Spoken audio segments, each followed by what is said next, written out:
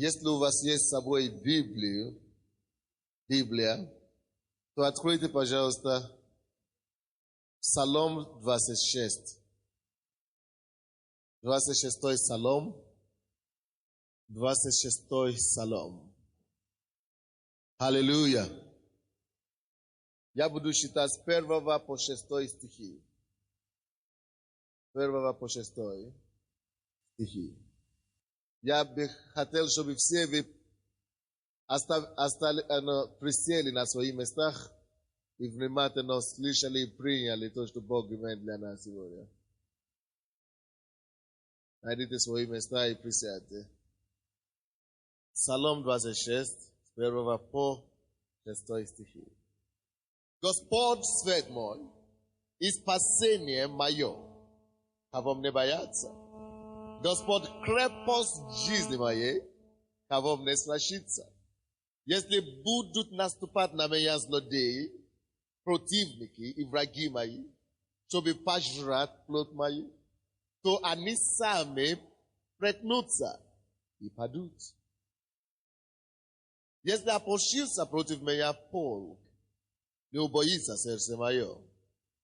Если восстанет на меня война, и тогда буду надеяться. Одного просил я у Господа, того только ищу, чтобы пребывать мне в доме Господнем во все дни жизни моей, созерцать красоту Господню и посещать храм Его. Ибо Он укрыл бы меня в скинии своей, в день бедствия, скрыл бы меня в потаенном месте селения своего, вознес бы меня на скалу. Тогда вознесла бы голова моя над врагами, окружающими меня, и я принес бы в его скини жертвы славословия, стал бы петь и воспевать перед Господом. Я проповедую сегодня на теме, что крепость жизни твоя, или что является крепостью жизни твоей. Что является крепостью жизни твоей? Хороший вопрос. То есть, это есть вопрос, это не просто заголовка. Давайте задумаемся об этом. Задумаемся о твоей жизни. Есть ли у тебя крепость вообще в жизни? Крепость. Давайте подумаем. Есть ли у вас крепость в жизни? Не надо мне ответить. Вы не слышали, что я сказал? Ответьте себе. Не надо вслух. Я задаю вам для раздумия вопрос. Подумай сам, посмотри на свою жизнь, на сегодняшний день. Есть ли у меня опора в жизни? Я говорю о том, что мы проповедуем, что является крепостью твоей жизни. Крепость. Крепость твоей жизни, что является крепостью твоей жизни? Знаете, многие из нас, мы живем, и мы просто живем. Или мы стараемся выжить, или существовать как-то. Или дожить. Кому-то. Давид здесь говорит, Господь крепость жизни моей. Дорогие мои, если у тебя есть жизнь, то у тебя должен быть на твоей жизни крепость. Каждая жизнь нуждается в крепости. Есть ли у вас жизнь? Кто думает, что у него есть жизнь? Конечно. Мы живем. Если ты живешь, нужна крепость. Нужна башня для твоей жизни. Нужна опора какая-то в жизни. Нужно место успокоения. Нужно прибежище для жизни каждого человека. Кто бы он ни был, каждый нуждается в крыше. Вы слышите меня? И вопрос, который я задаю вам сегодня, это не просто так. Ты должен знать, вообще, есть ли у тебя крепость в жизни? Если есть, что такое крепость? Что за крепость Na что ты полагаешься во время бедствия? На что ты смотришь и говоришь, благодаря тому, что это у меня есть, я могу жить. Благодаря тому, что у меня есть эта опора, стоит жить. На что ты смотришь, когда неважно себя чувствуешь? Когда жизнь уже не имеет смысла, когда ты уже не находишь смысла жизни, в чем ты находишь успокоение? В чем ты находишь какое-то утешение? Это опора твоей жизни. Это крепость твоей жизни. Вообще, у некоторых из нас, мы даже не имеем опоры в жизни. Мы не имеем крепости в жизни. Мы просто существуем всего-навсего. Не дай Бог.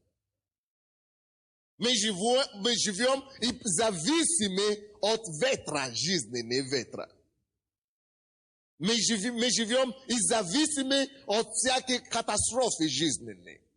Мы живем и зависимы от обстоятельств, от стихийных бедствий жизни. Что происходит с нами, мы не управляем, мы даже не знаем, куда и как избавиться от них. Или от себя. И некоторые действительно стараются избавиться от себя. Из-за того, что у них нет крепости в жизни.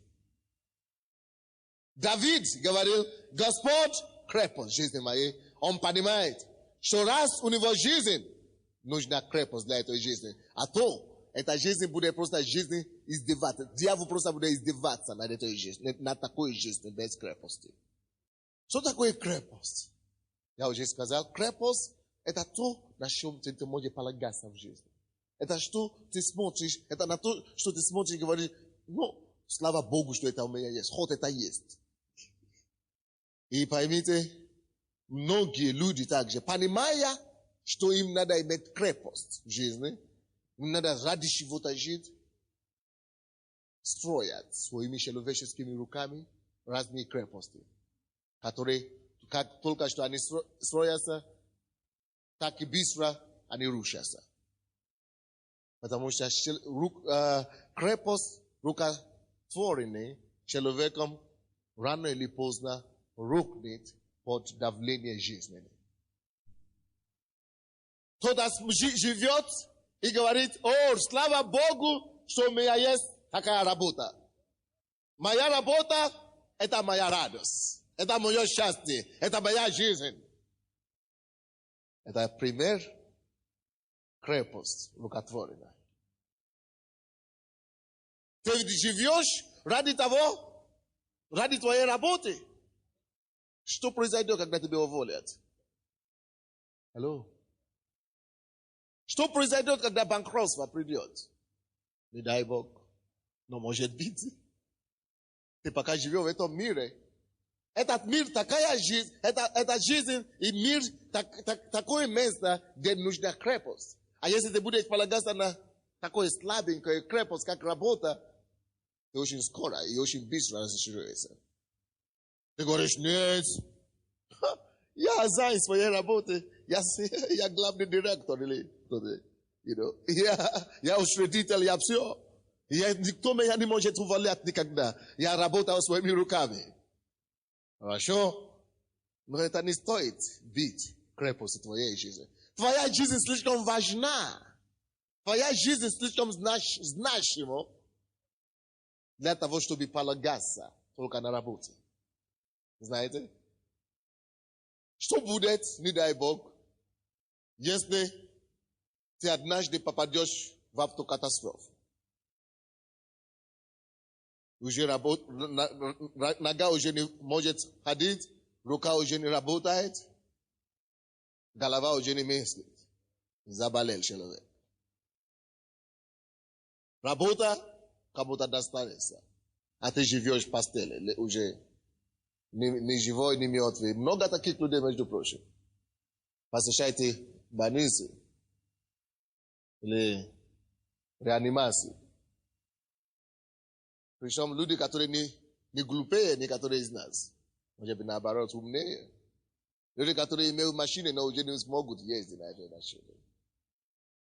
Люди, которые имеют дома, шикарные квартиры и постели, но потому что у них не было опоры и крепости жизни. Ili palagali ni na to, что надо. Они могут спать на квартире или на постели, они спят в реанимации или где-то в больнице. Ну, потому что они хуже нас. Вы слышите? Но ты должен знать вовремя, что есть то, что называется крепость в жизни. Что является крепостью твоей жизни? Давай действительно задумаемся над этим вопросом.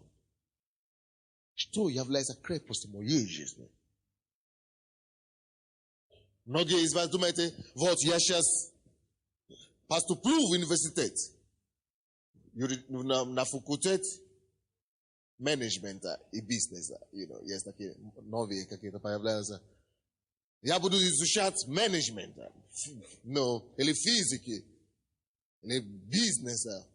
Я буду зарабатывать себя на жизнь, я буду иметь свое дело. Хорошая идея. Хорошая задумка, правда? Ты получаешь профессию, вроде бы все хорошо, все интересно первые 2 года. А потом уже не стоит.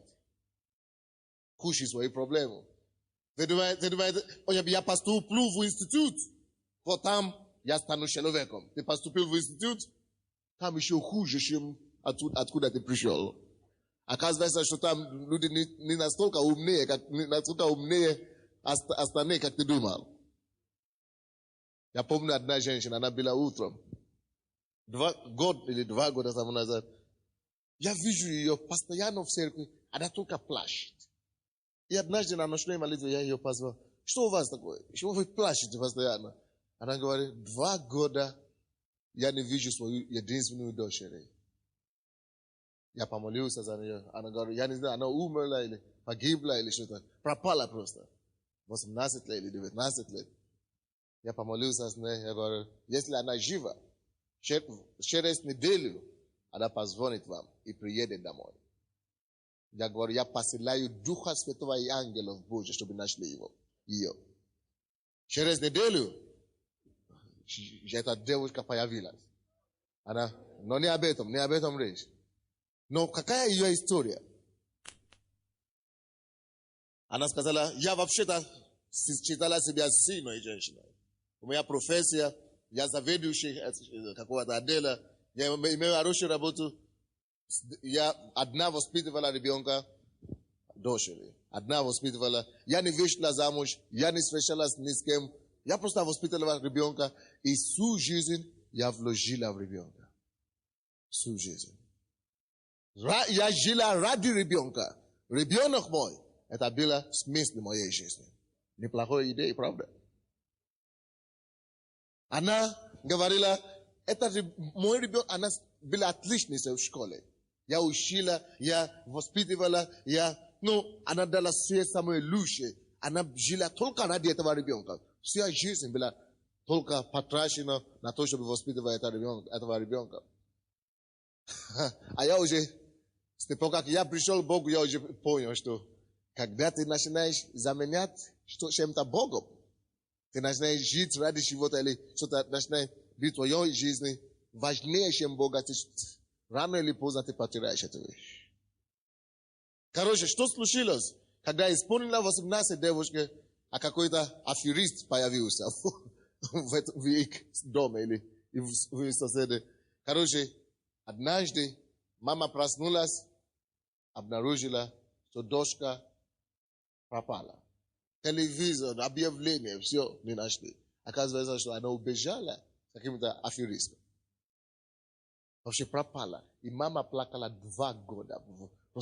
Она просто была разбита полностью, депрессия сильнейшая.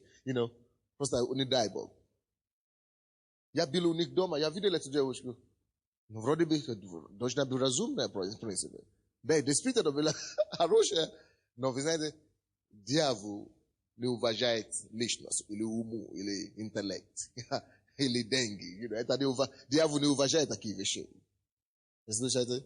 Дьявол уважает только духовный принцип, только Бога. Что она жила ради ребенка. Ребенок ушел, жизнь ее полностью разбита и закончена. Что за жизнь? Которая полностью разрушается, Изабита, только из-за того, что ты что-то потерял. Ты должен иметь более, по-моему, я думаю, что более разумно иметь что-то более надежное, более как что-то более крепкое что-то. Потому что нельзя полагаться на человека вообще. Может быть, ты думаешь, моя хорошая семья, муж любящий такой, он прямо не отходит от меня. У нас, он зарабатывает много денег, дети у нас такие чудесные. Я живу ради семьи. Семья моя, вот то, что мне дает всю энергию жизненной. Вроде бы неплохой идея. Но это не даст, ты не должен поставить крепость твоей жизни, вся надежда твоя вообще в человека. В жену или в мужа или в человека. Почему? Потому что, допустим, ты полагаешься на жену. Если ты полагаешься на жену, однажды она пойдет на пляж. Или как у вас там?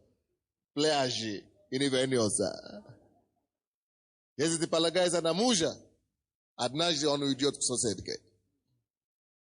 Потому что это недостаточно крепкий фундамент.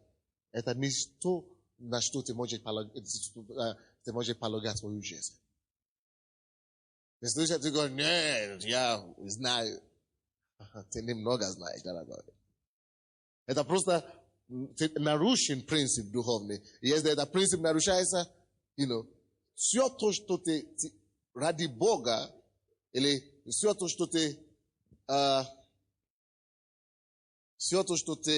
пренебрегаешь Бога, чтобы приобрести, ты потеряешь рано или поздно. Просто принцип нарушен. Принцип нарушен. Но Давид не был таким человеком. Давид тоже имел крепость. И Давид говорит, Господь крепость жизни моей. Было время, когда Господом не была крепость жизни моей. Я сам был крепость жизни моей. Я сам. Я могу все. Как человек может быть такой недалекий вообще? Низкий. Я сам. Что ты можешь делать? Два ребята придут тебя сейчас, свяжут тебя, выбросят тебя в какой-то подвал. Я сам. Что ты сделаешь? Тем более дьявол. Вы когда-нибудь посмотрели фильм ужасов? Там страшные вещи всякие происходят. Тогда люди приходят в такой момент в своей жизни, что они обнаруживают, что есть обстоятельства такие сверхъестественные, которые намного больше, чем твои человеческие способности. Вы обнаружили такое, что такое есть? Но Давид сказал, Господь крепости моей жизни. И потому что он это знал, он также заявил, кого не страшиться. Если у тебя есть Бог, нечего тебя бояться. Поэтому мы живем не просто религиозную жизнь, вот такую сухую, просто ради того, чтобы ходить в церковь, клуб какой-то очередной. Не, дорогой. И не просто, что я верю в Бога в душе, где-то, конечно, Бог. Это не аферизм. Это не что-то какое-то экстрасенсорико, как это, энергия какой-то. Это не просто энергия. Мы говорим о живом отношении с Отцом. Вы помните, когда вы были детьми? Вы не беспокоились ни о чем. Видите? Дети, они просто живут, они просто наслаждаются, все делают, что они хотят. Жизнь спокойствия, жизнь без страха. Так, вот о чем мы говорим, потому что они знают, что папа есть, или мама есть, если что-то надо, папа есть, мама есть, в конце бабушка. За все их проблемы, они даже не переживают. Просто спят и кушают, да? Вот Бог, об этом мы говорим, что у тебя может быть отец, вот живой отец таким образом. Бог, он может тебя стать просто отцом, таким же образом, как ты был маленьким, и полагался на своих земных родителей, таким же образом ты можешь сейчас полагаться на него, как твой действительно всемогущим отцом. Он любит тебя. И об этом и речь идет, что крепость твоя жизни может быть Господь. Это значит, ты строишь сильное отношение с ним. И ты можешь полагаться на то, что я знаю его. Я знаю, что я спасен. Я знаю, что я застрахован. Что бы ни случилось, я знаю, что у меня есть опора, у меня есть крепость, у меня есть прибежище. Вот он мой Отец и мой Господь. Я знаю его, он знает меня, он заступится за меня. Он придет мне на помощь. Сначала ты должен быть уверен о твоем отношении с Богом. Не просто какие-то поверхностные отношения. Ты должен просто строить такое крепкое отношение с ним, чтобы ты знал, что я просто уверен, что я его знаю. Я живу с ним. Я хожу с ним. Я читаю его слова. Он говорит мне. Я общаюсь с ним. Я молюсь с ним. Каждый день я живу с ним. Он меня не оставит, не покинет. Он любит меня. Он сделает все, чтобы защищать меня. Если нужно горе двинуть, чтобы заступиться за меня, он это сделает. Он не разочарует меня. Он не дремлет. Он не спит вообще. Он день и ночь смотрит.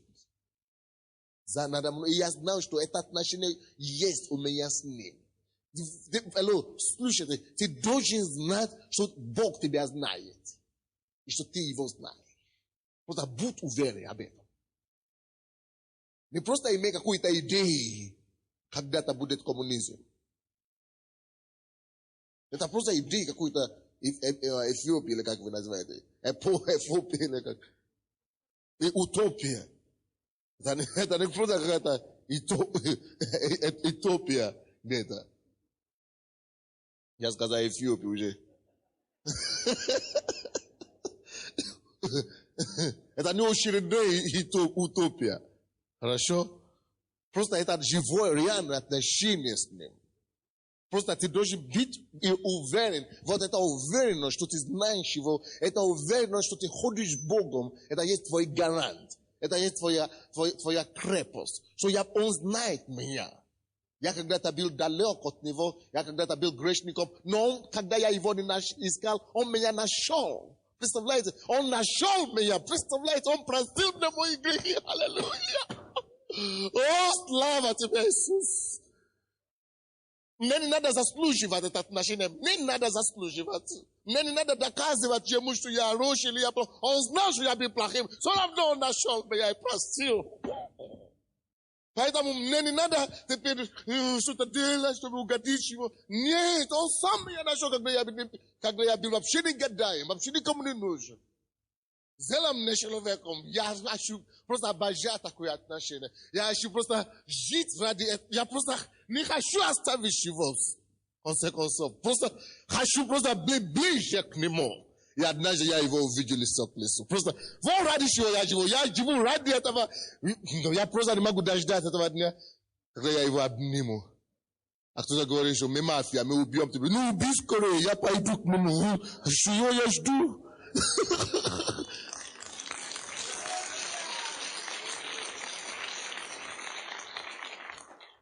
Вот почему Давид не боялся ничего. Он говорит, чего мне случится? Он заявил на час вам. Он заявил всем проблемам, стихийным бедствиям. Он говорит, что Господь крепость жизни моя, чего мне бояться? Ну скажи, чего мне бояться? Ничего. Ну что сделаешь? Борись против Бога, если хочешь. Ну борись против него. Набери твои кулаки и начинай драться с Богом. Хорошо? Вот моя крепость. Он стоит за меня. Он за мной. Он не против меня. Ха-ха-ха-ха. Видите, сколько людей на свете? Миллиарды. И он как-то нашел меня в каком-то вообще. Представляете? Он не нашел. Вроде бы слишком много людей, а он как-то разыскивал. А оказывается, он знает мое имя. Призвал. Видите? Вот почему я для него особенный. Я это знаю. Вот таким же образом он нашел вас. Ты думаете, что вы только случайно какой-то друг пригласил? Я только в церковь пришел. Нет, при чем тут вообще церковь? Ну, церковь это всего лишь средство. Но вообще, цель это отношение с ним, жизнь, которая есть. Вы не понимаете? Он нашел, просто нашел тебя. Неважно, через кого. Через подругу, через жену, через ребенка, через знакомого пригласил, через телевизор вообще. Ему все равно, какое средство использовал. Но ему нужно, чтобы просто быть с тобой в отношении, чтобы он просто стал твоим отцом, какой ты был, как раньше ты имел отношения со своим этим мамой, папой, чтобы ты опять начал иметь просто нормальный, живой, человеческое отношение со своим отцом, только теперь небесным отцом. Понимаете? Чтобы просто полагался на него. Просто был, успокоиться, в конце концов. Надо же однажды прекратить суетиться. Но начинай жить спокойную жизнь. Опять стать ребенком. Просто полагаться на него. Общался с ним, как ты раньше с мамой общался, и папой общался. Но молился, и просто это молитва, это общение. Считай слово, ты слышишь его слово. Он изменяет тебя, ощущает тебя и направляет тебя по жизни. Неужели это некрасиво? Не надо кучу денег платить за это. Вот это отношение, которое есть между нами, это моя гарантия, это моя крепость. И ничего не поменю за это. Ничего не поменю за это. Ничего. Ни церковь. Если церковь начинает занять место Бога в моей жизни, я не хочу такую церковь. Пускай Бог собирает ее. Если жена начинает занять, жена даже не может, потому что я тоже не пытаюсь занять место Бога в ее жизни. Потому что как только что я это делаю, я начинаю терять ее. Вы слушаете? То есть просто отношения, которые Бог резервировал для себя. Он тебя создал, Он твой создатель. И Он имеет даже право владеть тобой. Но Он не владеет тобой, Он просто предлагает тебе жизнь. Спокойную жизнь. И поэтому, если ты будешь действительно знать о твоем живом отношении с Богом, тебя нечего страшиться. Нечего бояться. Серьезно. Просто тебя нечего бояться. Каждый день у меня возможность бояться. Каждый раз дьявол посылает всякие обстоятельства. Но как только что я вижу, что приближается страх, я его останавливаю. Вот ты идешь страх, но там, стой там. Не подойди, вот ты не можешь подойти ближе, чем этого. Потому что я знал, кого я уверовал. Я знал его. Господь крепость моя, поэтому страх вон от меня. Не страх должен приказывать вам. И подсказывать вам, что делать вам. Тебе надо сейчас переживать, тебе надо сейчас бояться, тебе надо сейчас сомневаться. Нет. Ты должен приказывать страху. Дьяволу, переживанием. Что нет, я отказываю переживать, потому что я знаю, что Бог не допустит. А если Он допустит, значит это к лучшему. Потому что Бог сказал, даже ни один волос не упадет в твоей голове без его разрешения. Если Он это разрешит, значит ему надо что-то корректировать тебе. Ему надо работать над тобой. А если Он это допустит, это Он сам придет и тебя вытащит оттуда. Так что не переживай. Но будь уверен, что ты знаешь его. Не просто ходи в церковь. Здание не спасает никого. Но здание это всего лишь дом культуры. Никого не спасает. От этого твое имя не пишется на небе. Аминь. Ты должен знать его. Вот отношения. Как муж знает жену, жена знает мужа, и вы живете вместе, вам приятно быть вместе. Вот таким образом у тебя должны быть отношения с Богом. И тогда страх, переживание, это просто удаляется от тебя. Откройте, пожалуйста, Псалом 46. Псалом, по-русски это будет 45. Псалом 45, 2 и 3 стихи. 2 и 3 стихи. Бог нам прибежище и сила, скорый помощник в беда. Поэтому не убоимся, хотя бы поколебалась земля, и горы двинулись в сердце моря. Слушайте, написано, Бог нам прибежище и сила. Знаешь, что такое прибежище? Прибежище это как подвал. Помните, когда была холодная война, сказали, Amerikanci собираются нападать на нас и били такие рисунки. Убегите туда и бомбоубежище. То же самое, как прибежище. Это тоже говорит, что Господь наше бомбоубежище. Господь, Бог нам прибежище и сила. Братья и сестры, подумай над этим словом. Действительно ли Бог тебя действительно прибежище? Насколько это? Вот, чтобы ты мог так сказать, реально, надо, чтобы ты реально развивал отношения с ним.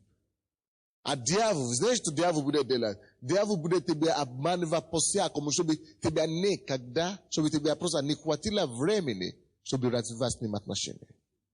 Дьявол, он будет тебя возить туда-сюда, будет тебя выбрасывать туда, чтобы ты просто засуетился просто. Чтобы у тебя не было когда развивать с ним отношения. И чтобы было слабое отношение с Богом. Если у тебя слабое отношение, у тебя тем крепче у тебя отношения с Богом, тем крепче твоя крепость. Тем маленькое, тем незначительное твое отношение с Богом, тем слабо твоя крепость. Такой тоненький стена у тебя. И рухнет в любое время. Аминь. Поэтому развивай твои отношения с Богом. Просто строй крепкую крепость для себя. И написано, Бог нам прибежище и сила. Скорый помощник беда. Скорый помощник. Это мне нравится. Бог спешит. Скорый, быстрый помощник. Это неужели не чудесно? Вы обнаружили, что когда вам тяжелее всего, слушайте, именно когда вам тяжелее всего, какие-то ваши друзья, на кого вы раньше полагались, они вдруг куда-то пропадают. Это как снег, растает все отношения в миру особенно. То есть, вроде бы, когда все было хорошо, вы были хорошими саботулками. Саботульниками, да. Когда все хорошо, у вас были хорошие, это самое. Вы разделяли все вместе, пили вместе, гуляли вместе. Но как только что нужно какое-то содействие или помощь, никого нету. Ну куда попали? Ну вроде бы...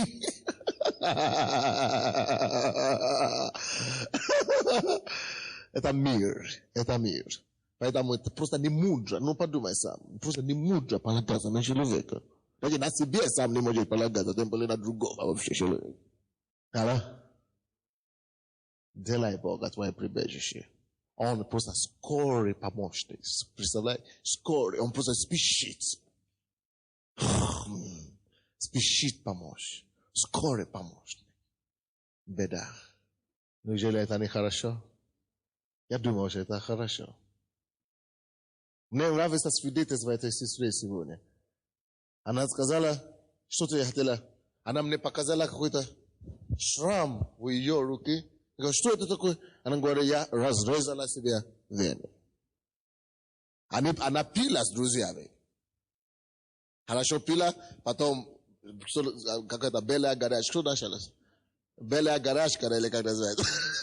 Да. Это, короче, она начала всякие фильмы какие-то видеть там. И уже все страшно стало. А я говорю, где эти друзья, которые ты пила? Уже когда беда, все уже разошлись. Уже ничего не нашел, уже такой шрам. А как ты, что случилось? Как ты не умер, ты попала сюда? Я собираюсь еще больше резать. И включила телевизор, и тут пастор Санди. Покайся. Как? И она жива сегодня, и служит Богу. Видите?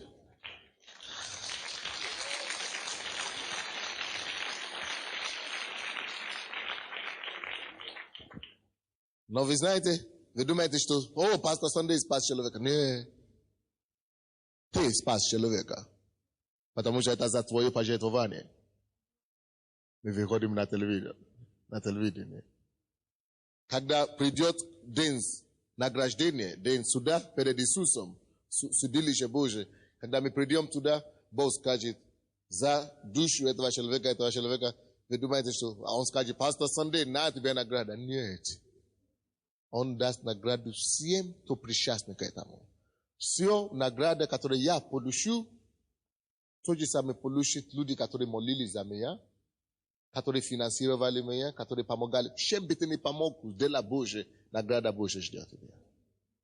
Знаете? Так что мы не просто живем для сегодняшнего дня. Сегодня слишком маленький, сегодня слишком короткий, чтобы только ради этого тратить свои годы. Дорогой, слушайте, просто я вам хочу сказать, у вас нет много времени на пустяки. Вы думаете, что есть? Ну, сколько вам лет? Может, 20 лет вам. Вы думаете, у меня еще жизнь впереди. Хорошо, жизнь впереди, но запомни, только один раз у тебя эта жизнь. Ты тратишь его на пустоту, потом отработать уже некогда. Может, ты сказать, что мне 40 лет, у меня еще половина жизни. Хорошо.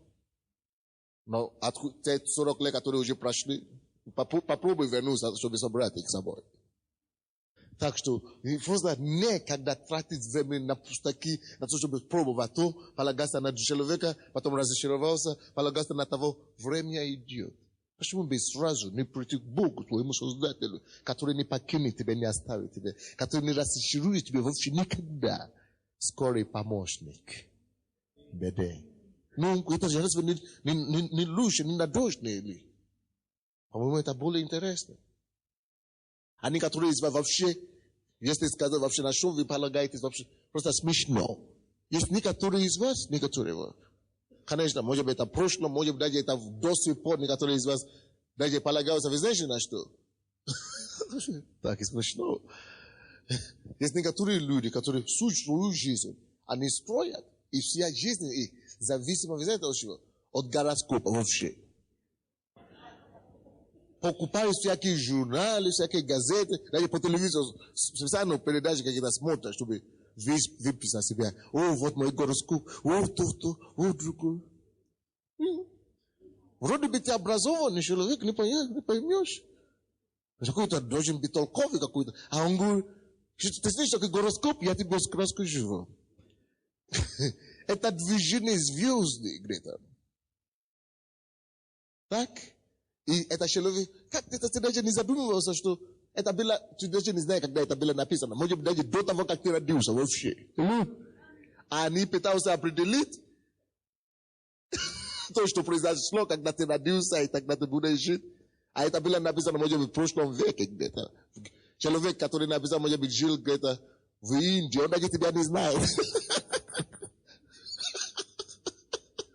Как это он будет определять твою жизнь? Ну, глупость. И тратить свою жизнь на это все. Сколько времени можно терять? Сколько жизни можно выбрасывать? А? Еще кому-то рассказываешь. О, интересно, я рассказываю, они дай меня слышать. Ну, конечно, буду слышать. Они же, ты думаешь, они умнее тебя. Все слепой, ведет слепого. Все умные, забиты, все.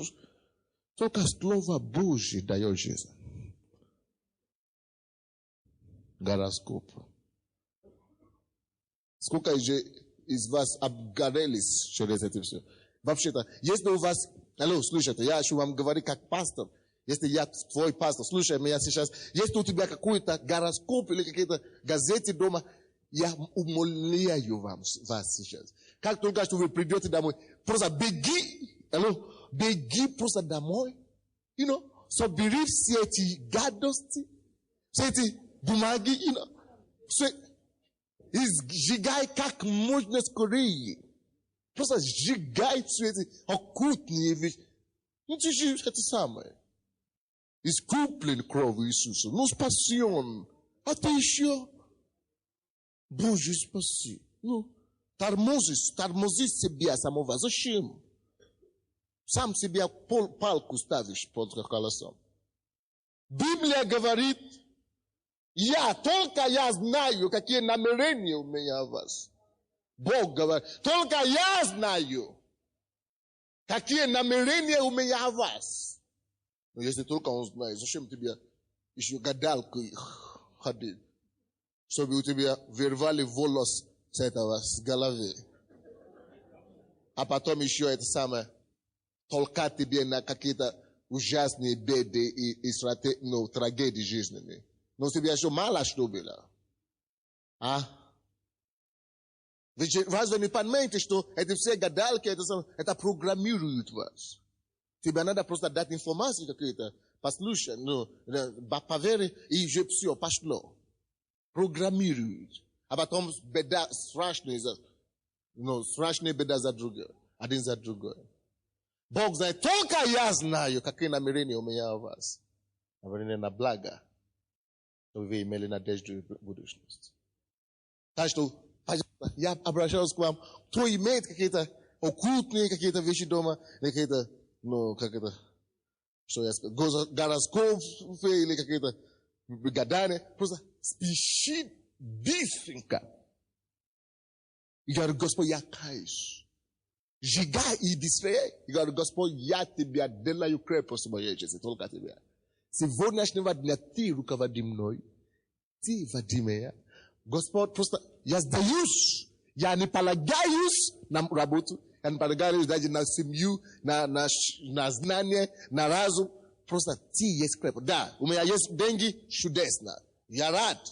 Я благодарю тебя, что ты благословил меня деньгами. У меня миллионы долларов, чудесно. Благодари Бога за это, но не жить ради этого, не живи ради этого, не полагайся на твои финансы. Это вообще не твои, во-первых. Это его, а? И у тебя чудесная семья, чудесная жена, чудесный муж, чудесно. Слава Богу. У меня чудеснейшая жена. Она знает, что есть кого-то, кого я люблю больше нее. Все равно он на первом месте. Потому что он ее мне дал. Он мне не дал ее, чтобы потом я его на второго плана поставил. У тебя есть хорошая семья, чудесно. Но это не должна быть крепость твоей жизни. Он крепость твоей жизни. И только тогда ты можешь говорить, ничего не убоюсь. Но если этого нет, у тебя страх просто порабощит тебя. Крепость моей жизни. Посмотрите, братья. Уверен ли ты действительно, что Господь крепость? А крепость это как забор такой, так? Построен ли, ты видишь ли себя в этом соборе? Имя Господа крепкая башня. Праведный входит в нее и безопасен. Это Притчи 18:10. Только имя Господа крепкая башня. Ты входишь в нее и спасен, и безопасен ты. Имя Господа крепкая башня. Аминь. Посмотри, что вокруг тебя, вокруг моей семьи Бог есть. Он есть крепость. Вокруг моего бизнеса Бог есть крепость. Вокруг моих детей Он есть крепость. Аминь. И откройте, пожалуйста, Псалом 120.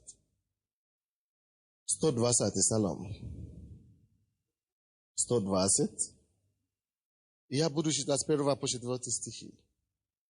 А что мы проповедуем? А? Нет. Как я сказал. Что является крепостью твоей жизни? Видите, почему я задал вам такой вопрос? Потому что вы знаете, слушайте сначала. Вы знаете, многие люди приходят в церковь, ни тетрадки не берут с собой, даже ни Библию не берут с собой, понимаете? Они просто ходят, как будто в парк пошли. Просто вышли из дома, самое главное, чтобы куртка была там, или пальто. А остальное уже им не... Дорогой, слушай, у тебя здесь нет магнита. Да, маленький компьютер там есть, но даже компьютер бывает стирки памяти. Хорошо? Так что, когда ты идешь сюда, возьми твою тетрадку, возьми твою Библию, чтобы ты мог видеть своими глазами и записывать. Слушайте. Хорошо, возьмите твою тетрадку, свою Библию и пишите. Аминь. Слушайте меня. Слушайте. Почему я это говорю? Какой бы у тебя ни было такая великолепная, сколько информации тебя не учили все вспоминать. Аминь. Многие из вас, вы выходите из церкви, вы даже еще не дошли до дома. Если вас спросят, о чем была проповедь сегодня? Иисус бил. Ну, хорошо было. Ну, хорошо было. Потому что вы видите уже все информации унесенным ветром. Но если вы запишете тетрадки, вряд ли эта тетрадь будет унесена ветром. Тетрадь останется у вас. И так далее. Или если вы возьмете, конечно, себе кассеты, видео или аудио, это, конечно, другое дело. Амин. То есть возьмите себе всегда Библию, тетрадку. Давайте посмотрим 120-й Псалом. Не просто писать стихи какие. Надо писать то, что Дух Святой говорит. Что Бог говорит через эту проповедь. Стихи, в каждом стихе можно найти разные значения. Но именно то, что Бог тебе говорит. Посмотрите, пожалуйста, с первого стиха. 120-й Псалом. Возвожу очи мои горам, откуда придет помощь моя. Помощь моя от Господа, сотворившего небо и землю. Не даст он поколебаться ноге моей, не воздремлет хранящий тебя, не дремлет и не спит храняющий Израиля. Господь хранитель твой, Господь сын твоя с правой руки твоей. Послушайте, возвожу очи мои горам, Давид говорит, возвожу очи мои горам, откуда придет помощь моя. Давид знал, откуда его помощь приходит. Он знал, что его помощь Господа. Что значит возвожу очи мои горам? Вот, молитвы. Я надеюсь только на него. Я ожидаю только от него. Он есть мой источник. Не мой муж, некоторые из вас, вы только от мужа ждете что-то. Подай что-то сюда. Опять запила, не принес зарплаты домой. Я же с ребенком сижу, я не работаю. Все равно, мало ли, что ты не работаешь. Сделай Бога твоего источник. И муж приносит домой, не приносит домой, Бог все равно будет знать, через кого тебя содержать или обеспечивать. Через мужа он будет это делать. Если муж не в состоянии, если его, твоя надежда, и это самое, на него, он приведет другого человека, брата, сестру, через которого он тебя будет благословить. Вы слушаете меня? А если ты будешь говорить, у меня хороший родственник там, он состоятельный, я на него буду надеяться. Дорогой, очень быстро ты можешь разочароваться. Но Давид говорит, я возвожу очи мои горам. Откуда придешь помощь моя? Братья, смотри. Когда у тебя такие вот вызовы в жизни, такие проблемы, куда ты смотришь? На самом деле, давайте подумаем. Кому ты возвращаешь очи твои? А? Нет, это серьезно. Очень легко сказать Господу.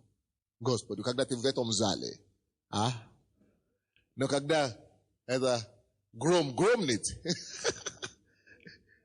многие из вас вообще забывают, что вы верующие. Я знаю вас. Но, дорогой, разработай себе такую систему каждый день. Чтобы возвращать очи. Чтобы это просто уже стало счастью тебе. Чтобы это просто уже стало просто автоматически происходить. Вы слушаете меня? То есть у тебя должна быть такая солидное отношение с Богом. Такая крепкая, просто, такая солидная связь с Богом, что ты все время знаешь, что без проблем, не только когда проблема, когда гром гранит, не только когда гром гранит, а вообще, каждый человек, слушайте, я всегда говорю нашим членам, что каждый верующий, если ты покаялся, спасен, что как минимум ты должен проводить с Богом каждый день на стабильном основании, на постоянном основании, проводить с Богом хотя бы час в день. Просто это подкрепляет ваши отношения с Ним. Поэтому есть проблема, нет проблемы, это отношения всегда есть. Ты просто знаешь, что ты в хорошем отношении с Отцом. Знаете? Хотя бы час, это просто минимум. Молись ему, если ты не крещен Духом Святым, иди крестись Духом Святым. Молись на языках. Хочется сейчас и считай слово. Пускай Бог через слово, Библию, проговорит тебе. Может быть, ты выходишь с утра, Бог уже тебе дает какое-то слово, направление, какую-то поддержку, какой-то совет Бог уже тебе дает. А если ты не будешь проводить время с ним, как он тебе скажет, а? строй такой чудесное, солидное основание с Богом. Проводи просто с Ним постоянно, регулярно. Не то, что у меня вчера, так, пошла молитва, хорошо, наполнился Духом. А сегодня вообще ничего не получилось. Конечно, плоть не хочет это, но пробивай. Просто на постоянном основании строить солидную базу с Богом. Вы слушаете меня? Но если ты лидер, если вы лидер с этой церкви, просто я не представляю себе лидера, который молится или проводит время с Богом меньше, чем 2 часов в день. Но это как просто минимум. Почему? Потому что, вы знаете, когда вы лидер, другие люди еще пытаются от вас. Аминь. И другие люди зависят от вас, и за это дьявол просто атакует вас.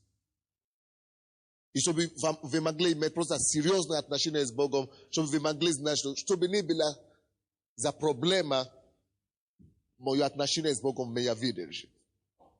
И если ты будешь молиться с Богом, хотя бы час каждый день, или 2 часа каждый день,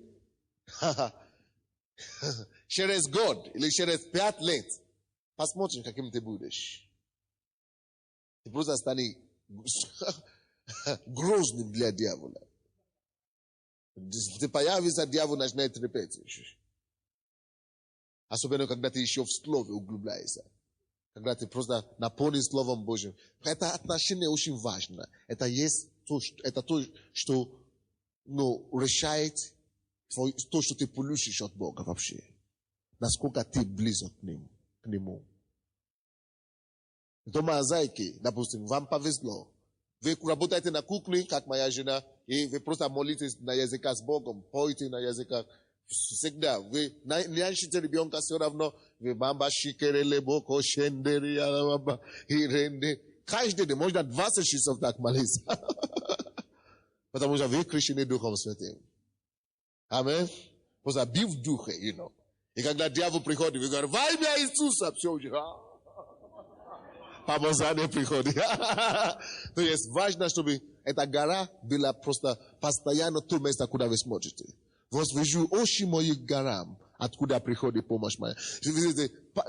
Давид знал, что помощь его приходит оттуда прямо. Постоянно. Уже нет сомнений об этом. Это уже нет, может быть, там помогут, может быть, там помогут. Да, Бог пошлет человека, чтобы помочь тебе.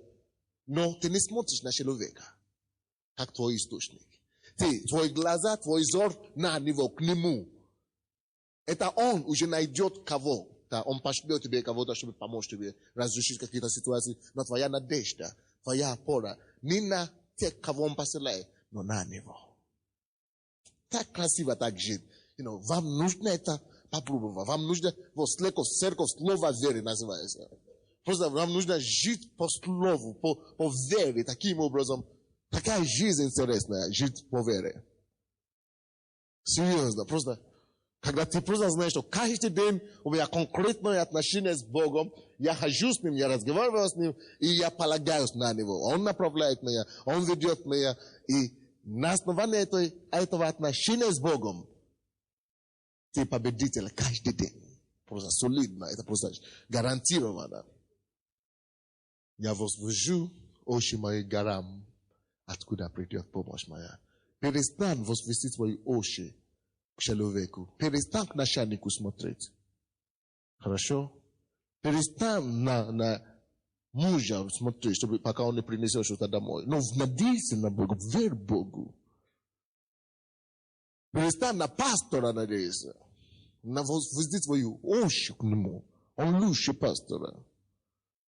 Когда ты будешь возвести свои очи к нему, тогда он может сделать больше для тебя через пастора. Он тогда пошлет не одного пастора, 2, 3, чтобы тебя просто благословить.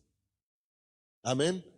Да, это не значит, что никому не будешь говорить, что у меня проблема, я никому не расскажу и так далее. Нет, это глупость. Расскажи людям, но не надейся на людей, не ожидай от людей. Если Бог хочет, Бог положит им на сердце. Вы слушаете?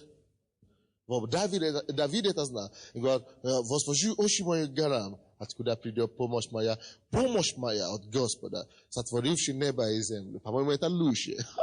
Человек, который сотворил небо и землю, A moment ta sinia się lubowa drugowa szelweka kawo ja zna. Jeśli on nie tylko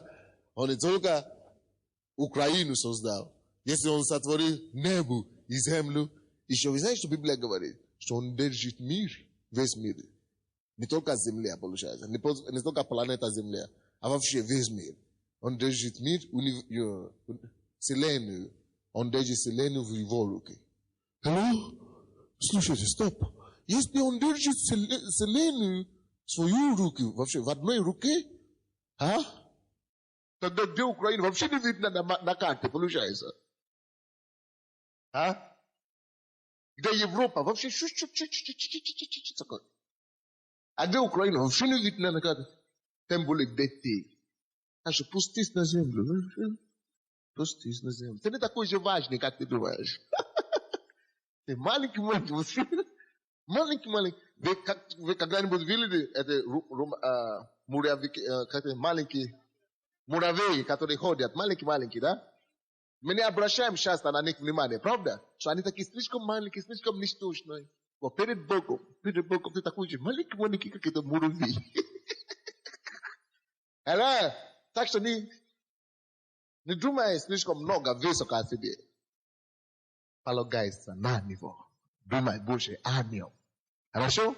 Так что ты никакой не крутой, ты никакой не мудрый, умный. Пустись на землю. Перед Богом ты муравей, даже больше. Это самое. А ты уже все, надел газ только, как это, да, что-то еще сделал, накрасился, украсился. И думаешь, я уже все, Бога, зачем мне Бог? Мне не до Бога. Представляете, вселенную в руку держит вселенную. А ты благодаря его любви, он вообще на тебя обращает внимание. Хорошо? Просто благодаря. Я не представляю, зачем Бог на меня, если он держит вселенную вообще только в одной руке, до планеты Земля, вообще какая-то точка. Вообще. И он тут обращает вдруг на тебя и на меня внимание. И он даже посылает сына своего, чтобы умереть. Вообще, кто я? Мало из вас, кто обращает внимание на муравей эти. Мало кто обращает на них внимание. Но Бог обращает на вас внимание. Не потому что он должен. Не потому что ты такой крутой, ты такой солидный. Но просто потому что он просто не хочет, чтобы ты пропал. Он просто не хочет, чтобы ты пропал. Дорогой, сделай его твоей крепостью. Слушайте меня? Сделай его твоей крепостью. Развивай с ним отношения. Это самая большая крыша, которая у тебя может быть. Это самая большая опора, которая у тебя может быть. Это самая большая крепость, которая у тебя может быть. Просто полагайся на него. Каждым днем гордись, что ты живешь с Богом. Просто встань утром. Я слышал, я читал недавно Смита Вигглсворта. Сказали, он встает, ему было 80 лет.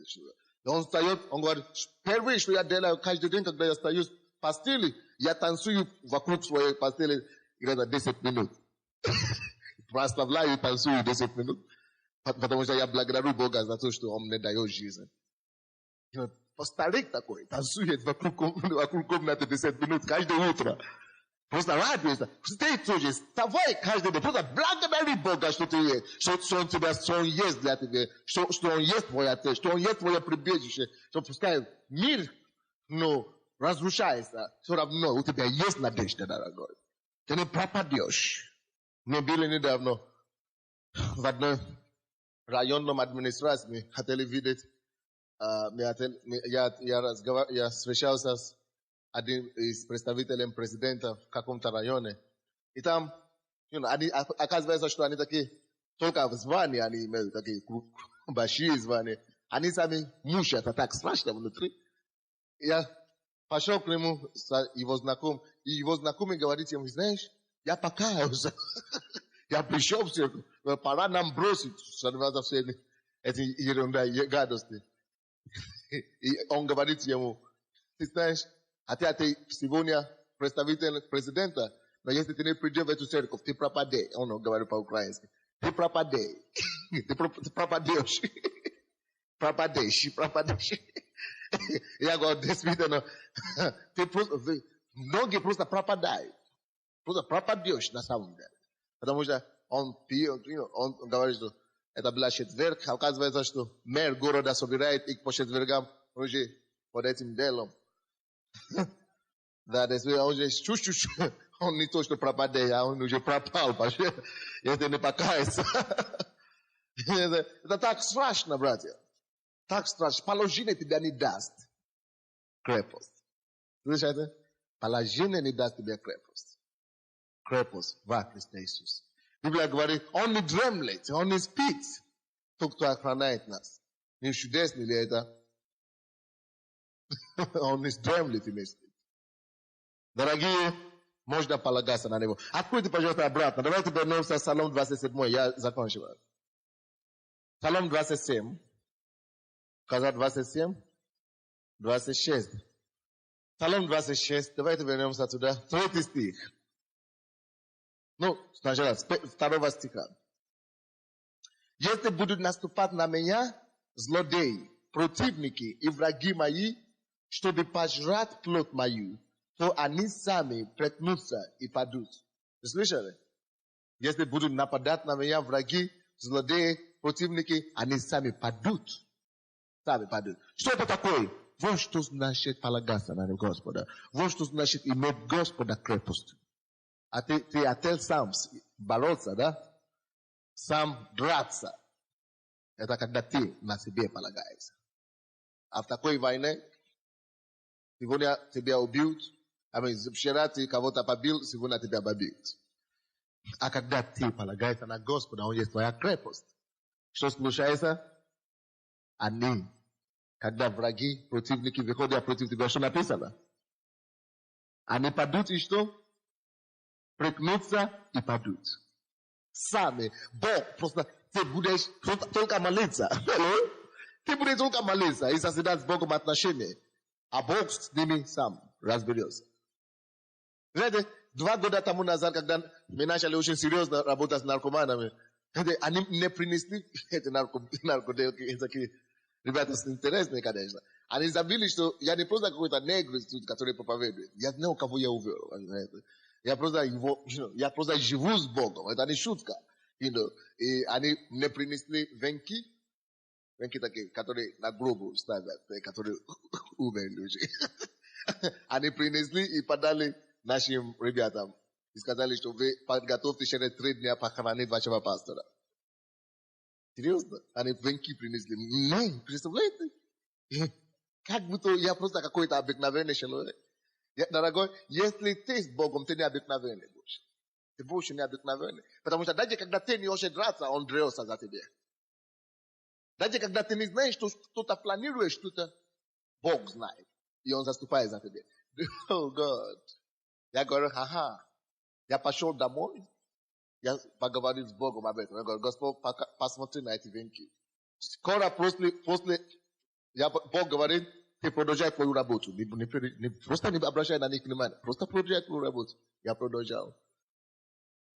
Через несколько дней я слышал новости, что какие-то разбирательства случилось, кто-то бомбу послал кого-то. Они сами себя уничтожили. Прекнутся и падут. Другие националисты такие, он что-то, короче, принесли какие-то письма, что мы тебя расстрелим, и мы расследуем всех черных проповедников. Мы вас ненавидим. Хорошо, пожалуйста. Я говорю, страх, стой там. Я здесь, не подойди. Именем Иисуса. Я буду продолжать свою работу. Но,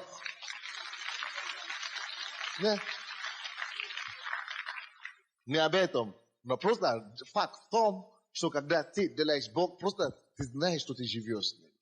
Ты знаешь, Бог от твоей крепости, что написано, Он не дремлет и не спит. Ты спишь спокойно, а Он ради тебя вообще не спит. Ну, неужели это не чудесно? Ну, я думаю, что это прекрасно, дорогие. Но даже если они отсюда, пускай убьют. Ну, что там? Скорее увидишь его. А как я этого жду, ты не представляешь.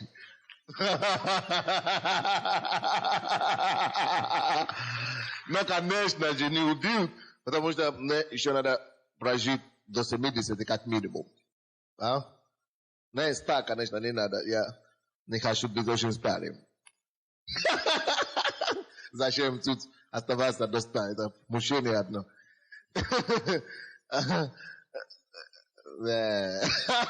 Зачем? Когда там все уже подготовлено. Короче, но тебя не убьют, потому что твое время еще не пришло. Бог говорит, что даже ни один волос не упадет в твоей голове, если он не даст разрешения. Но там написано интересно. Если как написано? Второй стих. Если восстань, если будут наступать злодеи и противники, слушайте, оказывается, что если, там написано, если будут наступать, значит, есть вероятность. Алло? Есть вероятность, что враги иногда будут наступать на тебя. Алло? Бог, слушайте, братья, это очень важно, чтобы вы слышали. Бог не гарантирует нам, верующим, что у тебя вообще не будет неприятностей. Но тогда надо, может быть, в острове где-то жить. Но Бог тебя не обещал жизнь на острове, дорогой. Алло? Ты еще здесь, на планете Земля. А тут, вы знаете, что происходит. Библия говорит, что весь мир лежит возле. Пока ты здесь, противник у тебя будет достаточно, дорогой. Злодей? Вообще.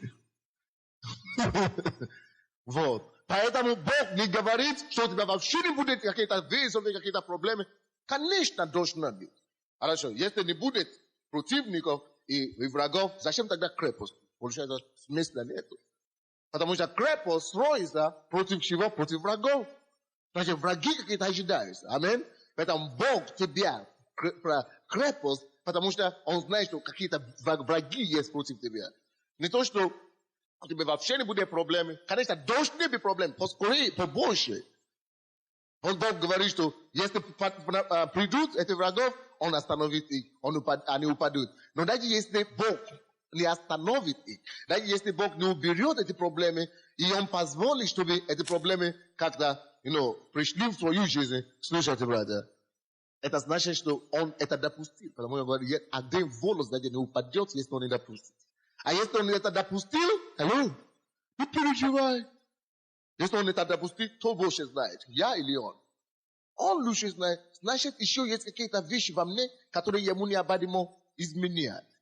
Или если Бог какие-то обстоятельства, испытания допустил в твою жизнь, значит, Он сознательно это допустил, чтобы тебя изменить как-то. Допустим, многие из нас, мы молимся, Господь, измени меня. Я знаю, что я еще такой слабый, еще такой, неважный. Измени меня, Господь. Хорошо. Он отвечает на твою молитву и допускает определенные проблемы, и чтобы действительно прочистить тебя, хорошо. А я говорю, Господи, почему эта проблема на меня? Ну, ты же молишься, чтобы Он тебя изменил. Вообще, ты же сам молишься, измени меня. Но как это? Слушай, ты представляете, как это золото может очиститься без огня, понимаешь? Надо, чтобы прошло через огонь, только тогда очистится все это. Вот, ты тут же самое, ты просишь, Господи, измени меня. И тут ты уже переживаешь, Бог действительно позволяет, чтобы ты изменился, а ты уже говоришь, Господь, зачем ты поставил эту проблему? Зачем ты допустил? Что? Написано, Он не спит и не дремлет. Он видел это все. Благодари Его, что Он меняет тебя. Благодари Его, что Он просто созидает тебя, Он ощущает тебя. Просто слава Бога. Почему написано, что с великой радостью, дорогой, великой радостью принимайте, когда падаете в различные искушения и испытания. Вы слышите, да? Не хочется слышать такое. Но это факт, дорогой. Это просто факт. А то ты превратишься, ты знаешь, что мороженое. Сладочка. А много сладостей, между прочим, вредно, уже доказано наукой.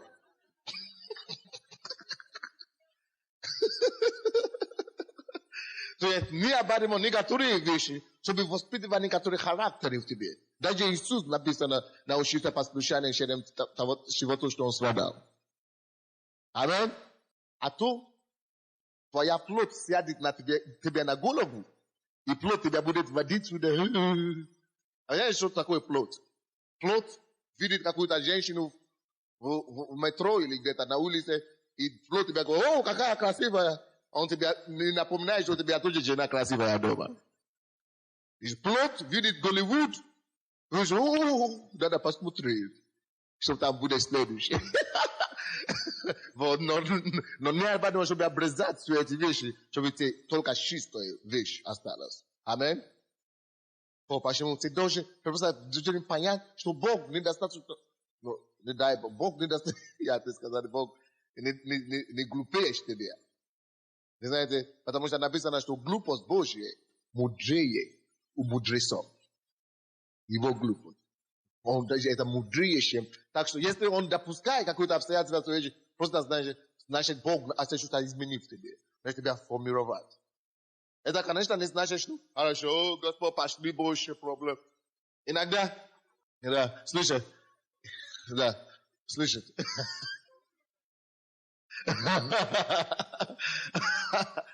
Да, сейчас.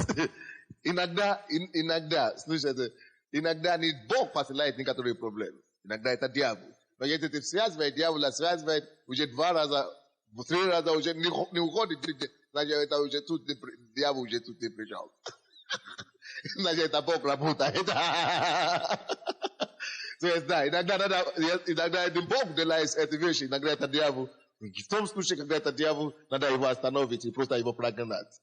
Аминь. Противостаньте дьяволу, и он убежит. Но есть некоторые случаи, когда просто Богу необходимо работать над вами и просто сделать вас не каким-то мороженым, какой сладушное, а сделать вас просто крепким мужик, ну, это верующим мужем Божьим.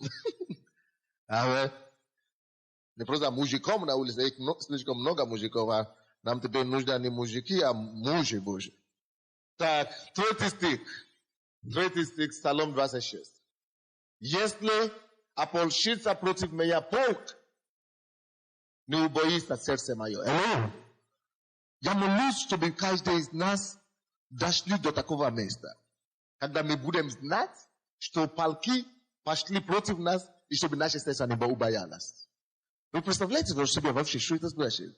Это то же самое, что рэкет или кто-нибудь пошел на тебя, и все равно сердце твое не побоялось. Однажды меня пригласили в совет по делам религии.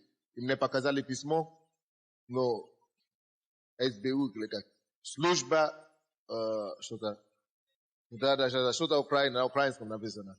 И потом написано здесь, отдел по борьбе с опасными сектами. Да, серьезно, это что? И там написано тема религиозная организация слова веры. И меня приглашают сюда. Я пришел, сказали, рассмотрите и исследуйте. Ну, короче, послали людей посмотреть, что они там делают, стоит ли это самое, ну, применять меры какие-то. И потом меня не показали дальше.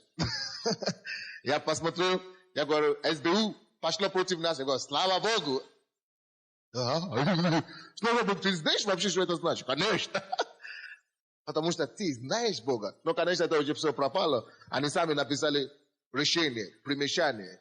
Ничего противозаконно не делает.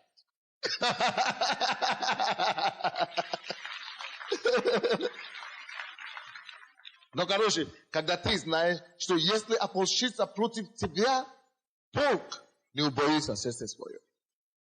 Если восстанет на меня война, и тогда буду надеяться. Видите как?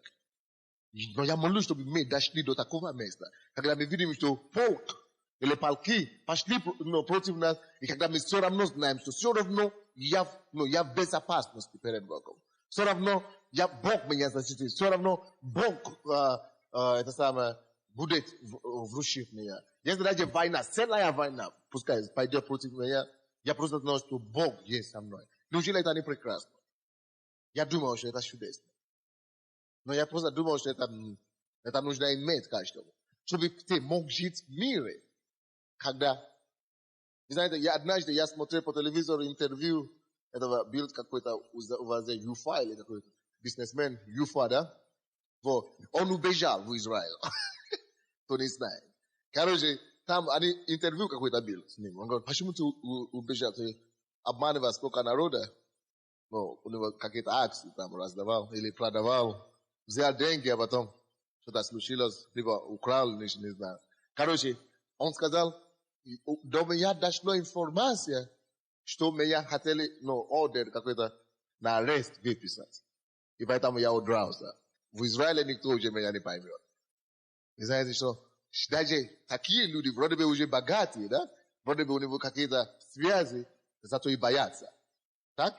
И все боятся, все живут в страхе. Но написано, если Бог твоя крепость, если Бог твоя крепость, что полки пойдут против тебя и не убоишься сердца твоего. Если Бог твоя крепость, что война поднимется против тебя и все равно ты будешь надеяться. Если Бог твоя крепость. Почему бы не развивать? Я думаю, что больше гарантий никто тебя не даст. Почему бы не развивать такое отношение? Я думаю, что стоит. Ничего тебя не стоит физически. Просто больше времени уделять ему. Просто поговорить с ним, молитвы. Просто больше времени, просто ходить с ним. Просто развивать отношения с ним. Таким же образом, как ты с женой, с мужем развиваешь отношения. Или с кем-то, я не знаю, с ребенком, с мамой, папой развиваешь отношения. Просто таким же образом развивай отношения с моим небесным Отцом. Больше него никого уже нету. Слушайте, если бы, честно, давайте ответим на этот вопрос честно. Хорошо? Честным порядком.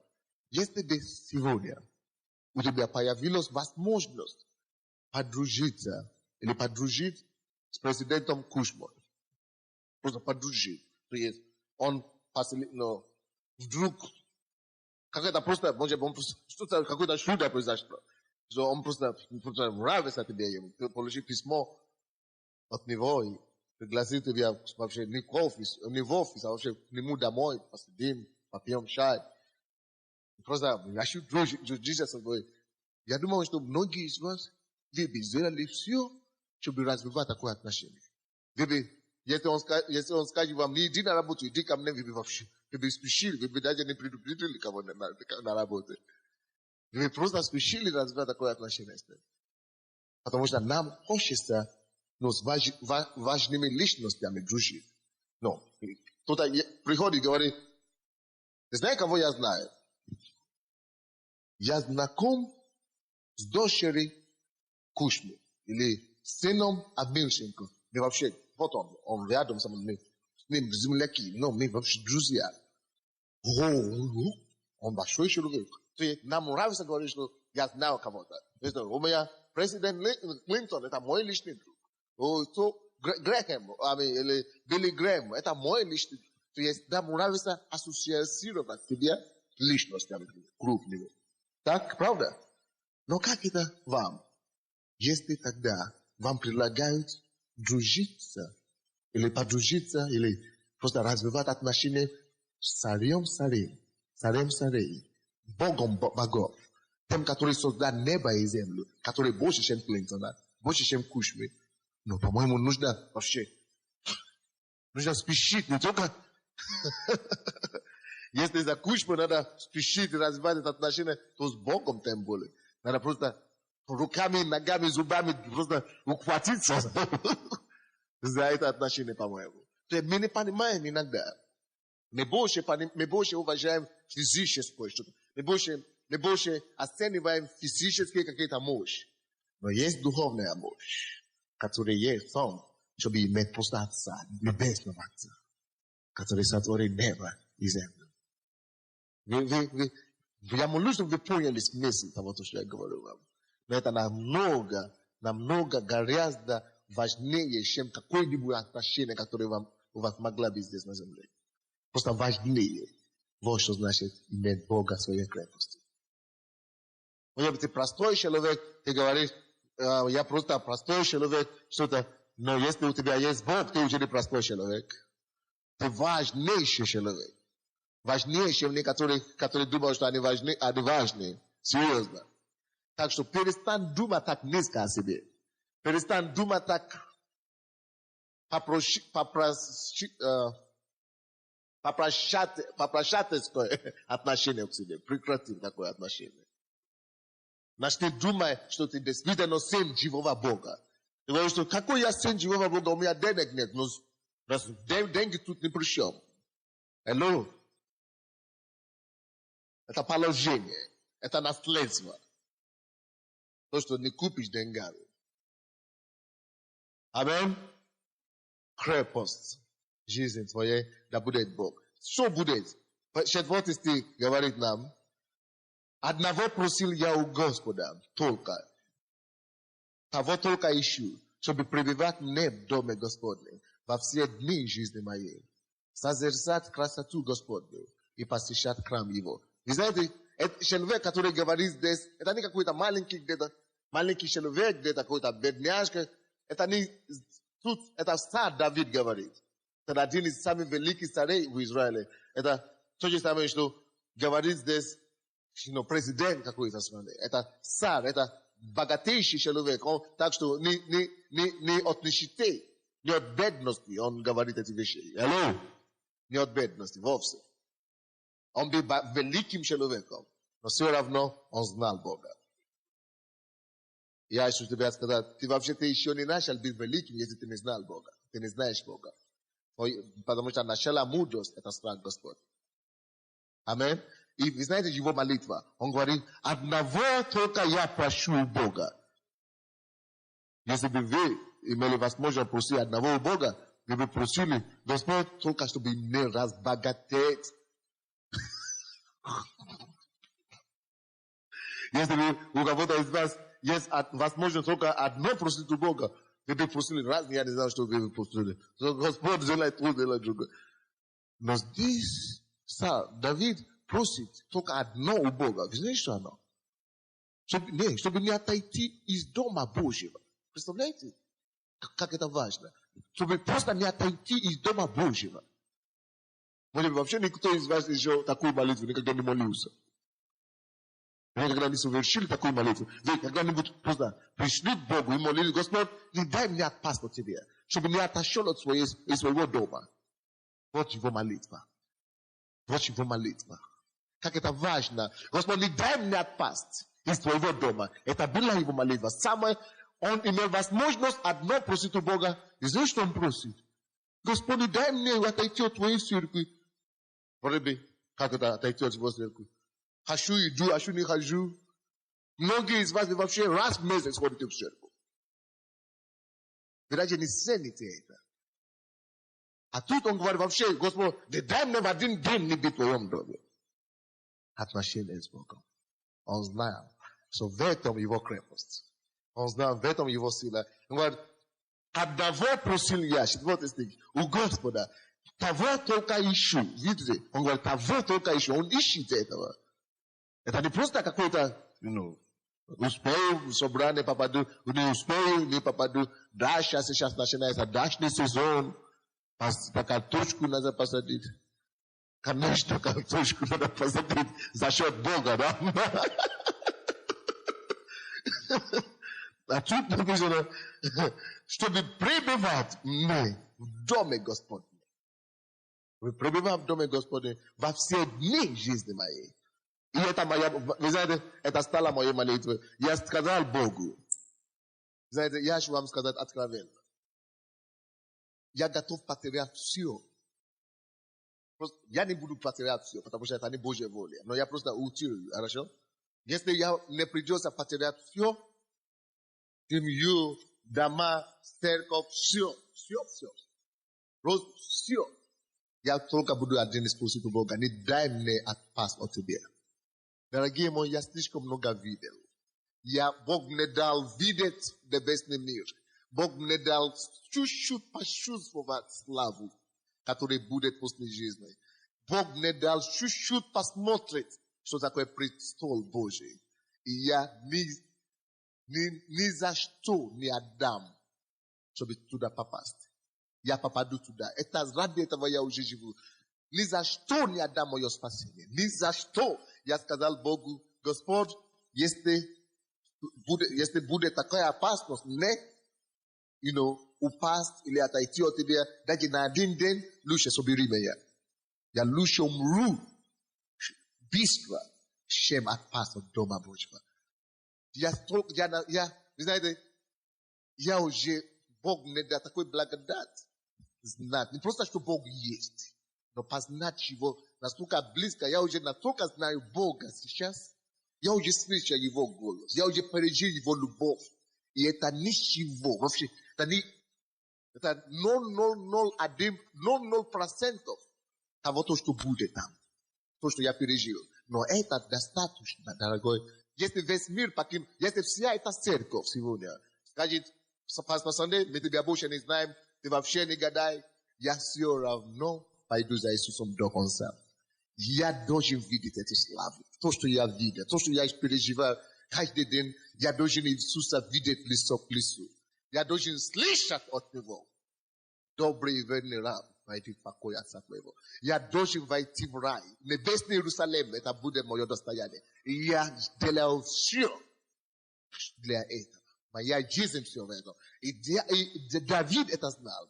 И он говорит, одного только прошу тебя, Господь. И этого ищу я. Всем сердцем я ищу только одного. Я прошу только одного, чтобы мне не отойти от дома твоего. Вы просто не представляете себе, дорогие. Вы просто не цените то, что вы имеете во Христе Иисусе. Вы просто не представляете себе, что ждет нас. Вы просто не представляете себе, что вы имеете во Христе Иисусе. Вы просто не представляете себе. И Давид это знал. И Давид говорит, одного только прошу я. Одно только ищу я, чтобы мне не отойти из дома твоего. Если вы будете знать, что значит жизнь Богом, находиться в его доме, $1 000 000 вы не будете торговать за то, что вы не попадаете на служение один день. Серьезно говорю вам. Дай Бог просто, чтобы однажды Бог просто показал вам это откровение, что ты имеешь во Христе Иисусе.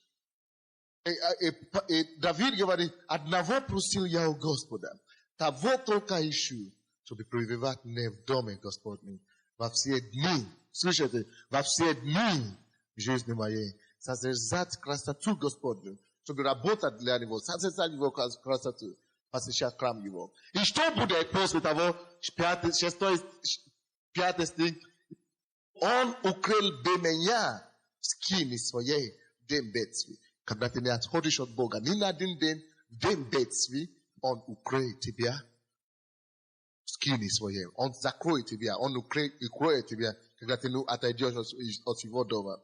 Скрыл бы меня в потаенном месте, селение своего, вознес бы меня на скалу.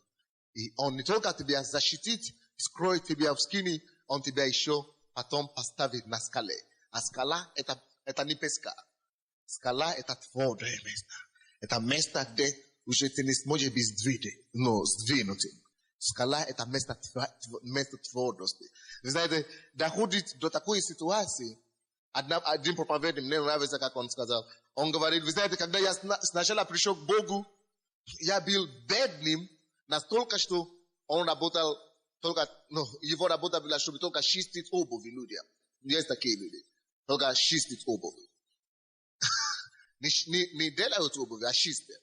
На улице сидят, и только краски берут и щетки сделают. То есть он был настолько бедным. Но когда Бог его спас, он стал проповедником, он говорит, вы знаете, сейчас у него служение, церковь построена, и там в центре, больница, и там все это на $4 миллиардов.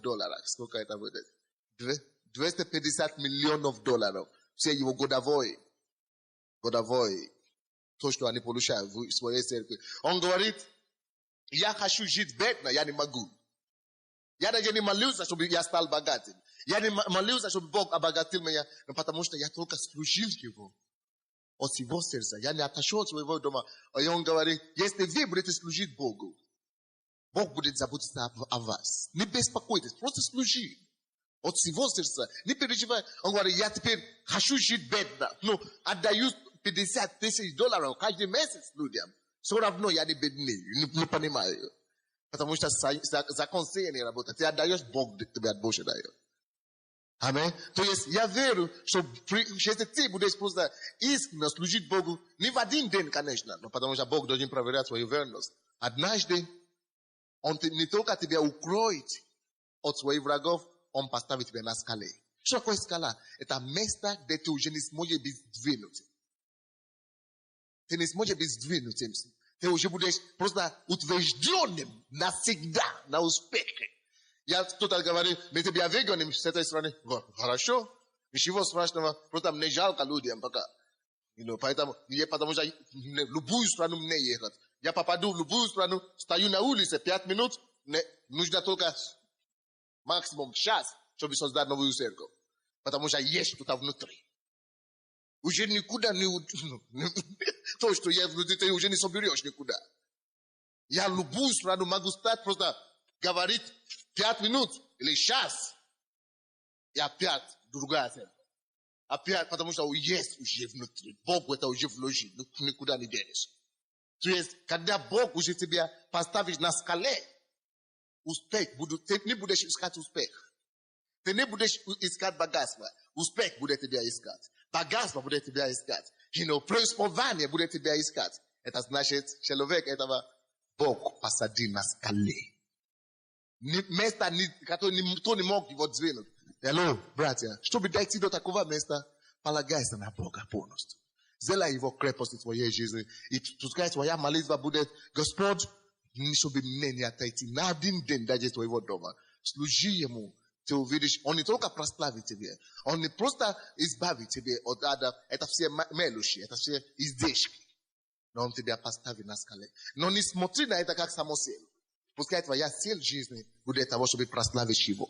Развивать с ним отношения и показать его миру. А он позаботится о тебе. Не переживай о твоем будущем. Он знает твое будущее. Он знает. Он знает. Иисус. Он знает. Он знает. Он знает. Он знает. Дорогие мои, он такой, который может делать из ничего что-то потрясающего. Из никого. Может быть, никем. Из никого он превращается в уважаемого человека. Он Бог, который сделает нищего богатого, который сделает бездельника, который его делает крупного предпринимателя. Бог есть такой Бог,